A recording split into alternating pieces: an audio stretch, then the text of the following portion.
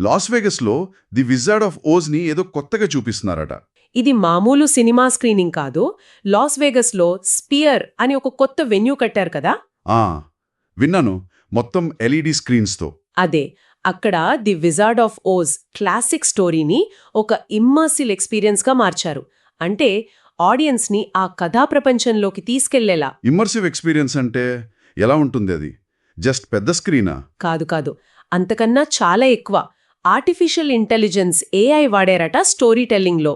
Drone టెక్నాలజీతో flying monkeys ఉంటాయట. అవి మన చుట్టూ తిరుగుతున్న ఫీలింగ్. డ్రోన్లతో ఫ్లయింగ్ మంకీస్, వావ్! ఇంకా సెన్సరీ ఎఫెక్ట్స్, అంటే గాలి వీచినట్టు, పూల వాసన వచ్చినట్టు, అలాంటివి. గూగుల్ డీప్ మైండ్తో కలిసి పాత ఫిల్మ్ని రీస్టోర్ చేసి క్లారిటీ పెంచారట.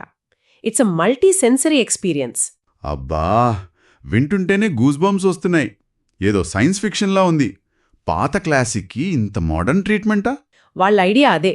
పాత జ్ఞాపకాలు అంటే నొస్టాల్జియా, దాన్ని కొత్త టెక్నాలజీతో, ఇన్నోవేషన్తో కలపడం. 1939 నాటి సినిమా కదా అది? అవును. ఆ సినిమాని ఇప్పటి జనరేషన్కి, నెక్స్ట్ జనరేషన్కి కూడా ఒక అద్భుతమైన అనుభూతిగా ఇవ్వాలనే ప్రయత్నం.